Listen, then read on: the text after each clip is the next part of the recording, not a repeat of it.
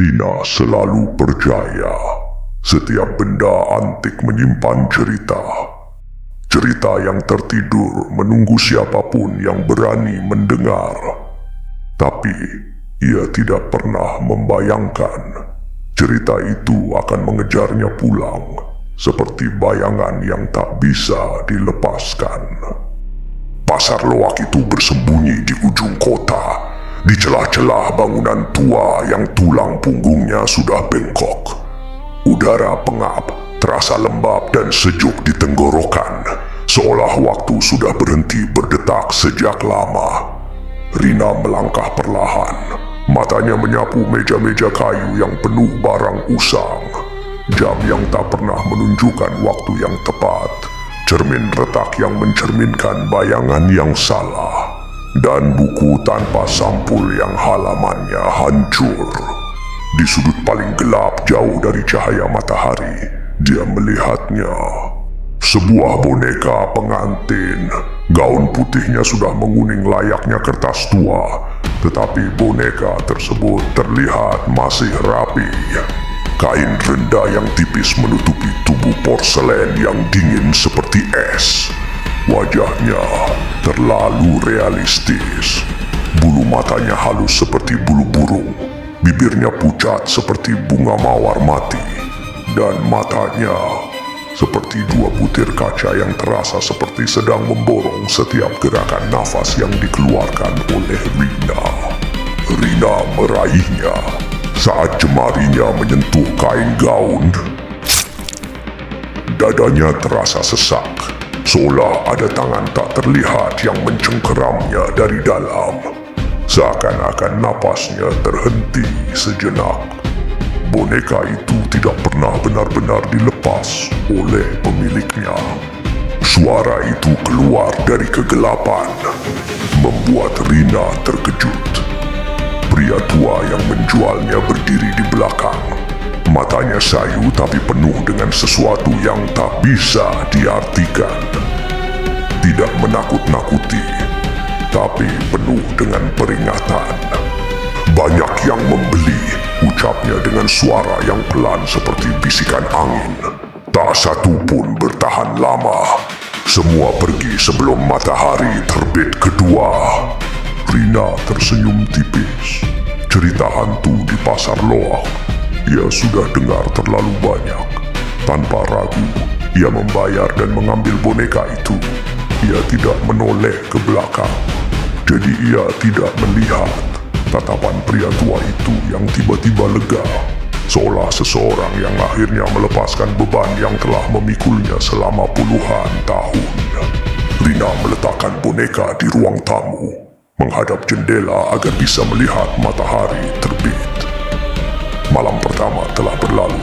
Suasananya begitu tenang, sangatlah tenang. Tapi pada dini hari, ia terbangun.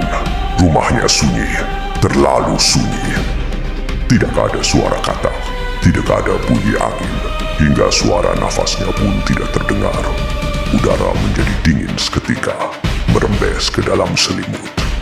Dan dari arah ruang tamu, terdengar suara gesekan, halus seperti benang sutra yang ditarik perlahan di atas lantai kayu.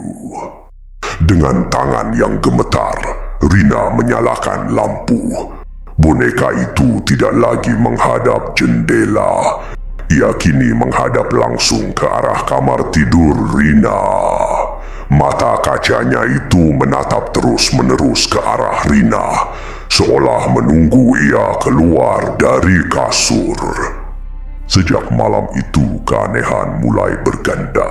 Setiap pagi, Rina menemukan boneka di tempat yang berbeda, kadang di atas meja makan, kadang di pojok ruang tamu.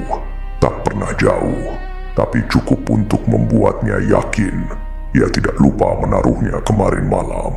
Dan di dekat boneka selalu ada benang putih kusut di lantai. Benang itu dingin ketika disentuh, tapi sesaat kemudian terasa hangat, seperti kulit manusia yang baru saja ditinggalkan. Tidurnya pun hancur.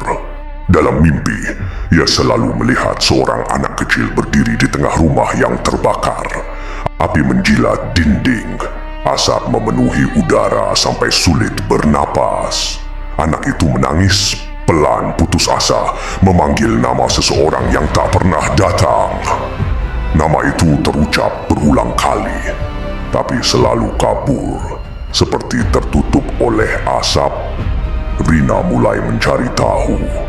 Ia menghabiskan malam-malamnya di perpustakaan kota, mencari arsip surat kabar lama, dan akhirnya ia menemukan itu. Ternyata itu adalah kebakaran rumah puluhan tahun lalu.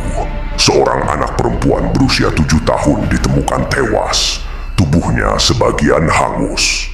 Kasus ditutup sebagai kecelakaan, api yang muncul karena kesalahan listrik.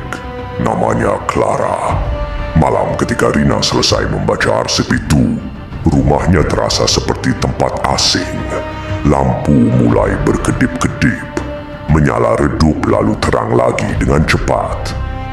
Udara menjadi berat, seolah diisi dengan sesuatu yang tak terlihat. Lalu ia mendengar bunyi di depan pintu kamar. Ketukan pintu itu sangat pelan dan lemah. Ia membuka pintu, dan ternyata boneka pengantin itu sudah berdiri di sana. Kakinya tidak menyentuh lantai. Ia melayang setinggi lutut manusia. Dari balik gaun rendah yang menguning, benang putih keluar satu persatu, melilit di udara, bergetar pelan seolah bernapas. Di sudut kamar, bayangan kecil mulai terbentuk.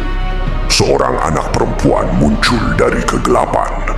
Tubuhnya kecil, gaun putihnya terbakar di beberapa bagian. Rambutnya kusut menempel di wajah yang pucat seperti kertas. Matanya besar, terisi air mata yang terus mengalir, tapi tidak pernah kering. Ia tidak berteriak, tidak menyerang. Ia hanya menatap Rina dengan mata yang penuh dengan kesedihan yang tak terkatakan. Dan Rina melihatnya. Benang-benang putih itu menjulur dari tubuh Clara menuju boneka pengantin, mengikat keduanya seperti rantai yang tak bisa dipatahkan. Rina pun akhirnya mengerti. Clara tidak terikat karena ia tidak ingin menyakiti. Ia terikat karena tidak pernah dilepaskan. Tak ada yang mendengar tangisannya, dan tak ada yang tahu kebenarannya. Hari berikutnya, Rina memanggil seorang paranormal, yaitu wanita tua yang tidak suka mantra berlebihan atau ritual yang menakutkan. Hanya kebenaran dan hanyalah doa yang ia panjatkan. Selama ritual, Clara memperlihatkan ingatannya. Tangan kasar pengasuh yang menyembunyikan barang berharga. Api yang sengaja dinyalakan untuk menutup dosa. Dan tangisannya yang tak pernah sampai ke telinga orang lain. Saat kebenaran diucapkan dengan lantang, ia tidak bersalah. Api itu sengaja dinyalakan. Benang-benang putih itu mulai putus, satu persatu, dengan bunyi yang halus seperti debu yang jatuh. Tangisan Clara berhenti. Bayangannya mulai memudar, perlahan-lahan menghilang ke arah cahaya yang muncul dari jendela. Boneka pengantin jatuh ke lantai. Dingin, diam, benar-benar mati. Pagi itu, rumah Rina terasa ringan dan hangat. Kesunyiannya kembali menjadi menenangkan jiwa. Sunyi yang penuh dengan kedamaian, bukan ketakutan. Rina membawa boneka itu ke tanah kosong di pinggir kota, menguburkannya dengan hati-hati. Ia membuat nisan kecil dari batu tanpa nama, karena boneka itu bukan miliknya. Ia hanya wadah. Sejak hari itu, Rina tak pernah kembali ke pasar loak tersebut, karena kini ia tahu beberapa benda bukan ingin dimiliki, mereka hanya ingin dibebaskan. Dan tidak semua arwah terikat oleh dendam. Sebagian hanya terikat oleh benang yang tak pernah ada yang berani memotongnya. Dalam arti, mereka hanya ingin dibebaskan dan hidup bahagia.